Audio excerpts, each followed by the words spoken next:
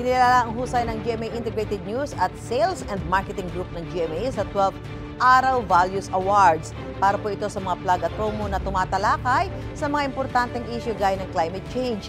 Yan ang unang balita ni Katrina Son.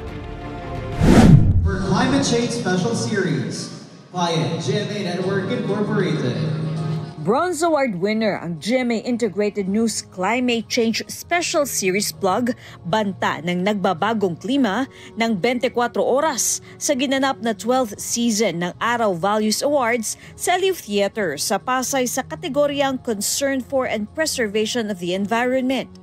Ang naturang pagkilala ay tinanggap ng Senior Vice President ng GMA Integrated News, Regional TV and Synergy na si Oliver Victor B. Amoroso. Ang network kasi patuloy ang pagbibigay pansin sa mga issues ng lipunan ng ating bansa. Sa palagay natin, isa na dito ang pinaka-importanting issue ay yung climate change.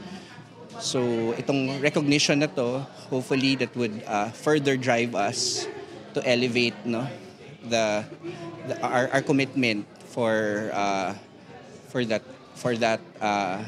drive natin na mabigyan pa ng mas mataas na level na pag-uusap o pagtatalakay sa climate change. Wagi rin ng bronze medal ang Sales and Marketing Group ng GMA sa kategoryang Concern for and Preservation of the Environment at maging sa kategoryang Reverence for Family Unit or Marriage or Responsible Parenthood.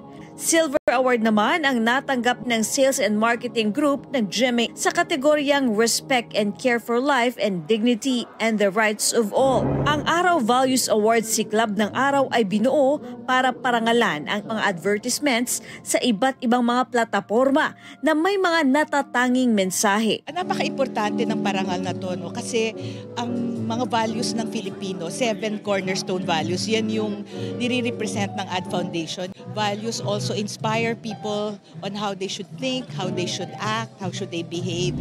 Ito ang unang balita. Katrina Son para sa GMA Integrated News. Gusto mo bang mauna sa mga balita? Mag-subscribe na sa GMA Integrated News sa YouTube at tumutok sa unang balita.